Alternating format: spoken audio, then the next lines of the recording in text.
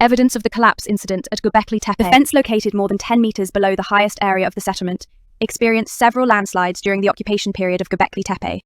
In particular, a serious incident occurred towards the end of the early PPNB, resulting in Fence D being flooded with debris from residential structures and sediment, including burial sites and garbage piles.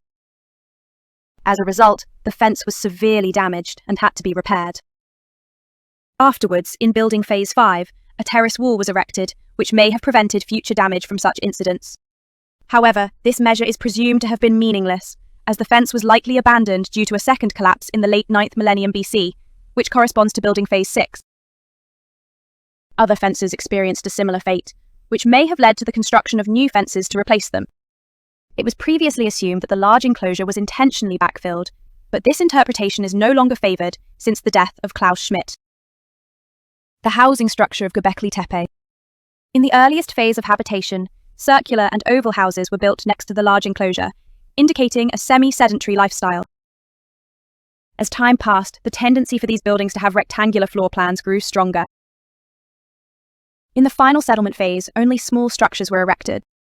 Before any burial goods were discovered related to the death and burial at Göbekli Tepe, Schmidt speculated that there might have been a grave in the crevice behind the circular building walls. In 2017, a human skull fragment with incisions was discovered, which has been interpreted as an expression of the widespread skull worship during the Neolithic period. Artifacts in the shape of human skulls made of plaster have been identified at Levant sites such as Jericho, Tel Aswad, and Iftahel, as well as at Çatalhöyük in Anatolia, and are known to date back to the pre-pottery Neolithic period. Another structure mound at Göbekli Tepe. A lion-shaped figure was found at the western end.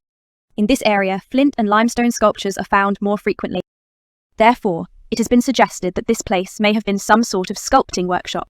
On the other hand, 3 phallic sculptures have been identified in the southern plateau, but their dating is unclear. In addition to the ruins, there is a platform with 2 holes for erecting pillars and a flat bench surrounding it. This platform corresponds to the oldest part of the Tel, known as Complex E. It is also referred to as the Rock Temple, because it resembles the cult buildings of Nevali Chori.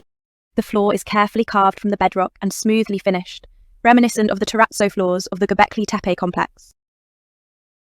To the northwest of this area, there are 2 pits that are considered part of Complex E, resembling water tanks. One of these pits has table-height pins and a 5-step staircase.